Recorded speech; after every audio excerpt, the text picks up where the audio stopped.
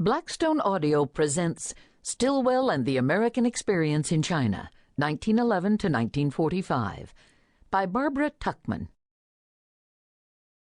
Forward, by Barbara W. Tuchman. The theme of this book is the relation of America to China, in a larger sense to Asia. The vehicle of the theme is the career of General Stilwell. Why Stilwell? Because he combined a career focused on China with background and character that were quintessentially American.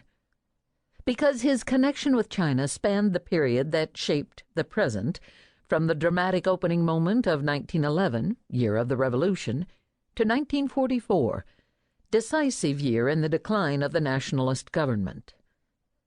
Because his service in the intervening years was a prism of the times, as language officer from 1920 to 1923, in the time of the warlords, as officer of the 15th Infantry in Tientsin from 1926 to 1929, at the time of the rise to power of Chiang Kai-shek, as military attaché from 1935 to 1939, at the time of Japanese invasion, lastly as theater commander in World War II. Because in the final and critical years of this period, he was the most important figure in the Sino-American relationship.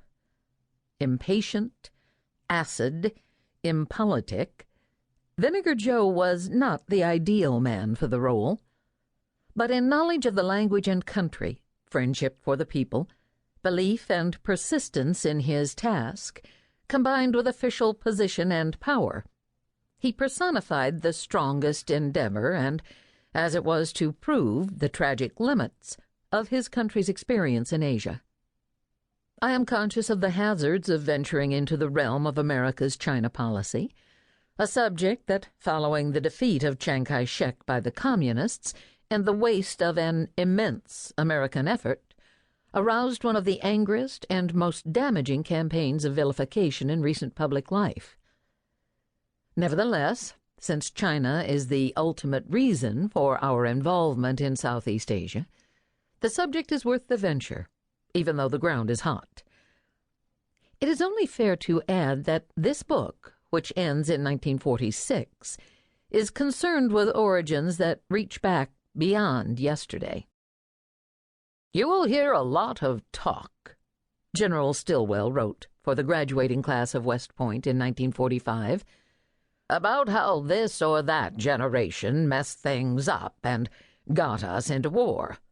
What nonsense! All living generations are responsible for what we do, and all dead ones as well." I should like to add a word of explanation about General Stilwell's diaries, which were naturally a major source for his biographer.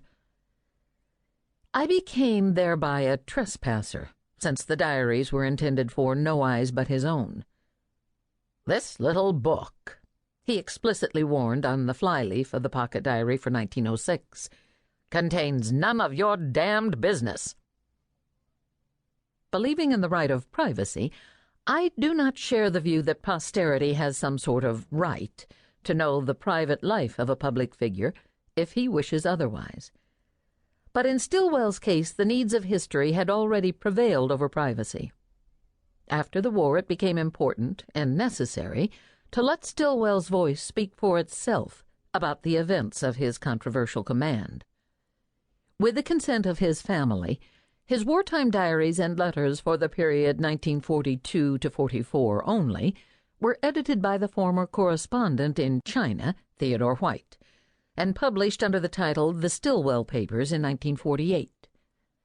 The originals, together with other wartime documents, were also made available to Charles Romanus and Riley Sunderland, authors of the official Army history of the China-Burma-India Theater, and were subsequently donated for public use to the Hoover Library in Stanford, California.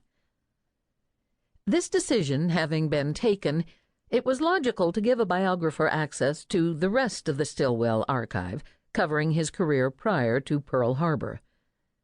Mrs. Stilwell made available to me the diaries, letters, documents, scrapbooks, family albums, and other material in her possession, hitherto unpublished.